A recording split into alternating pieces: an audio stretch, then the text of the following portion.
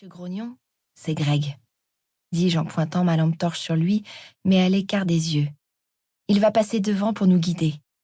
Lui, c'est Liam. Pour lui, je fis exprès de l'aveugler. Liam et moi entretenions une relation de haine et d'amour, et je faisais de mon mieux pour être à la hauteur de ses fourberies. Il grimaça. Les loups-garous étaient très sensibles à la lumière. Ses yeux s'étaient habitués au noir environnant, et il y voyait aussi clair qu'en plein jour, ou presque. Moi, j'avais besoin de ma lampe pour m'éclairer. Il tira la langue en guise de représailles et Luc émit un rire joyeux.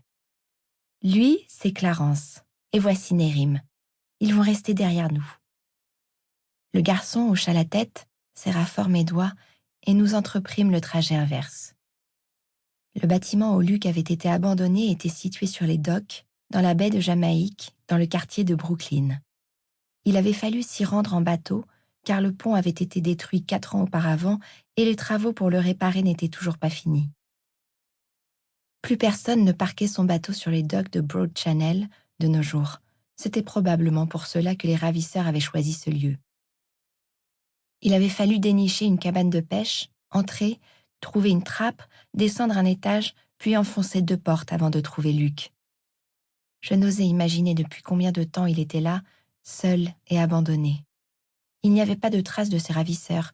Personne n'avait l'air d'avoir habité cette maison depuis des dizaines d'années à voir la couche de poussière, les toiles d'araignée et la moisissure qui s'étalait sur les murs en bois. Les rats étaient également une bonne indication. Nous remontâmes par la trappe. Luc prit le temps d'habituer ses yeux à la luminosité, nous le guidâmes dehors, puis 2 adultes se précipitèrent.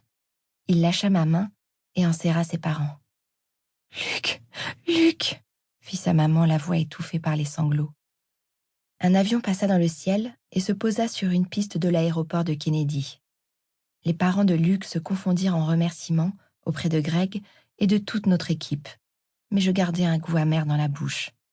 Nous n'avions pas trouvé Luc avant que la rançon ne soit versée et par conséquent une somme à 8 chiffres avait été encaissée par les ravisseurs. Nous n'avions pas plus d'indications sur leur identité. « Qu'avez-vous trouvé ?» nous demanda Greg. « Muscade !» répondit immédiatement Liam. Greg hocha la tête avec satisfaction. « C'était le cas sur les 3 autres lieux de kidnapping où nous avons retrouvé les enfants, » confirma notre chef. « Autre chose ?» Les lieux étaient déserts, dis-je. Ils font exprès de laisser l'enfant dans un lieu où ils ne sauront pas rester pour laisser le moins d'indices possible. C'est exact. Mais il manque une information. Pas de traces de pas, fit Liam. Donc, demanda Greg. Un téléporteur, dis-je. Un téléporteur qui connaissait déjà les lieux où nous avons retrouvé les autres enfants.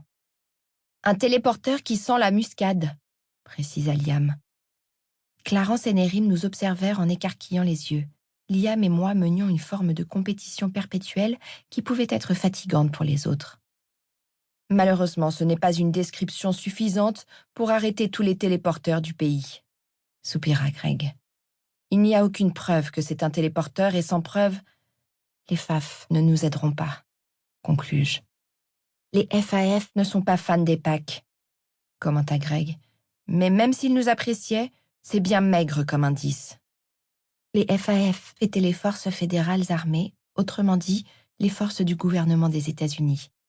J'appartenais maintenant au PAC, protection accordée par contrat dont les loups-garous étaient friands. Grâce à leur musculature, leur odorat et leur ouïe prodigieuse, les loups-garous faisaient d'excellents détectives et gardes du corps. Mais les FAF avaient plus de pouvoir, car ils dépendaient directement du gouvernement. Pour arrêter quelqu'un et le questionner, il nous fallait leur aval. Les parents de Luc nous avaient embauchés pour que nous retrouvions leur fils. Nous avions encadré le versement de la rançon et filé sur les lieux indiqués par les ravisseurs pour récupérer le garçon de 8 ans. Greg avait trouvé la mission idéale pour poursuivre notre formation. La famille visée était une famille des cartels dissous, comme les 3 familles au préalable. Nous avions beau voir tous les points communs entre chaque enlèvement, nous étions incapables de les relier et d'établir une piste solide pour traquer les ravisseurs. Les FAF ne trouvaient pas la situation suffisamment alarmante pour s'en inquiéter. Ils avaient d'autres chats à fouetter. Toute cette histoire avait sûrement pour origine des magiciens dissidents, mécontent de la tournure des événements. Pour continuer à écouter ce livre audio gratuitement, cliquez sur le lien dans la description et vous pourrez l'écouter en entier sans frais grâce à l'essai de 30 jours d'Audible.